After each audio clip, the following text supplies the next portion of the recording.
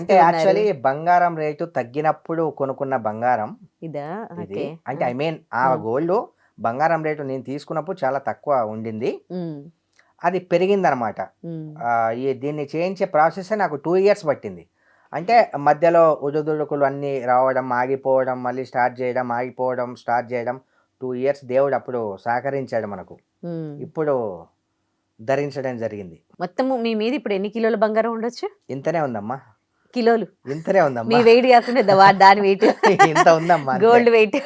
ఇంతనే ఉంది. మిమ్మల్ని ఎవరైనా దొంగిలిస్తే ఓ 30 కోట్ల డబ్బు దొంగిలించినట్టేనేమో. 30-40 కోట్లు. దొంగిలిస్తే అది కూడా వాళ్ళకు మహాప్రసాదం.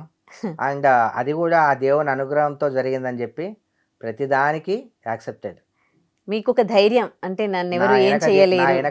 అంటే ఎవరేం చేయలేరు అని కాదు, నన్ను కనురెప్పలాగా కాపాడే నా తల్లిదండ్రి ఆశీర్వాదాలు అండ్ నేనెప్పుడూ నీ వెంటే ఉంటాను అన్న ఆ దేవుని ఆశీర్వాదాలు నాకున్నాయి. నాకు అదే ధైర్యం అమ్మా. వెంకటేశ్వర స్వామి మీద భక్తి ఎప్పటి నుంచి మీకు? అమ్మ వెంకటేశ్వర స్వామి మీదనే కాకుండా దైవభక్తి ఉంది మీకు? దైవభక్తి నాకు అన్ని దేవుళ్ళ నాకు దైవభక్తి ఎక్కువ అమ్మ. ఒకటి గుర్తుపెట్టుకోండి, తల్లిదండ్రిని ప్రేమించే వ్యక్తి ఎవరైనా సరే ఆ వ్యక్తికి దైవభక్తి కంపల్సరీ కలిగి ఉంటుంది అనేది నాకు ఒక చిన్న ఆలోచన. అంటే దైవభక్తి అయితే ఉంది. భగవంతుల్లో ఎక్కువగా నమ్మేది వెంకటేశ్వర స్వామిని కదా?